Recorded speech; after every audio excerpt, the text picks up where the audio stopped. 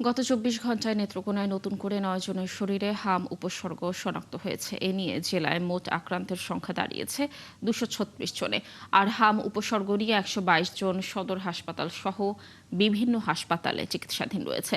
হাম সংক্রমণের খবর জানাতে যুক্ত হচ্ছেন সহকর্মী মির্জা হৃদয় সাগর। সাগর, হামের সংক্রমণ বেড়ে যাওয়ার কারণ কি বলছেন চিকিৎসকরা? আর নেত্রকোনায় হাসপাতালের ব্যবস্থাপনা কেমন দেখছেন? চিকিৎসা সেবা নিয়ে রোগীর স্বজনরা যারা রয়েছেন তাদের প্রতিক্রিয়া কি? জানাবেন বিস্তারিত।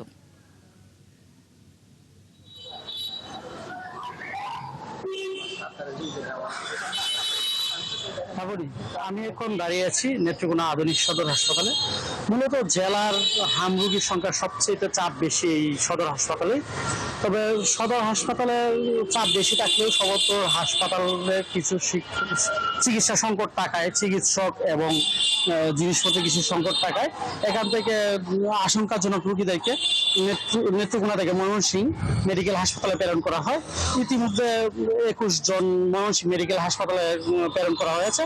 আমরা স্বাস্থ্য বিভাগের সাথে কথা বলেছিলাম। স্বাস্থ্য বিভাগ যেটি বলেছে, হাম শনাক্ত রোগীদের জন্য সকল ধরনের ব্যবস্থায় মূলত সকল উপজেলা স্বাস্থ্য কমপ্লেক্সে রয়েছে। তবে নেত্রকোনা আধুনিক সদর হাসপাতাল ২৫০ শয্যা হলেও এখানে ১০০ শয্যার লোকবল থাকায় সঠিক সেবা না দিতে পারায় কিছু আশঙ্কাজনক রোগীকে ময়মনসিংহ পাঠানো হচ্ছে। তবে হাম প্রতিরোধের জন্য ইতিমধ্যে স্বাস্থ্য বিভাগ থেকে টিকা কার্যক্রম শুরু করা হয়েছে। নেত্রকোনার আটপাড়া উপজেলায় হটস্পট ঘোষিত হয়, এখানে মূলত হামের টিকা কার্যক্রম শুরু হয়েছে। ইতিমধ্যে ৭,৫০০ শিশু হামের টিকা কার্যক্রমের আওতায় এসেছে।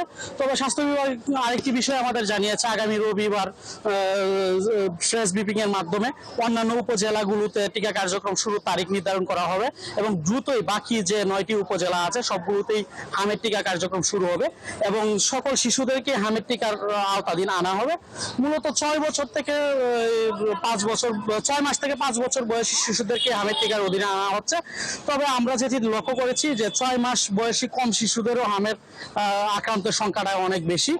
তবে তাদের জন্য নিবিড় পর্যবেক্ষণের ব্যবস্থা রেখেছে এবং প্রস্তুতিমূলক হিসেবে মাদেরকে মূলত সতর্কতার অধীনে আনছে বলে স্বাস্থ্য বিভাগ আমাদের জানিয়েছে। তাহলে এই ছিল নেত্রকোনা থেকে সর্বশেষ।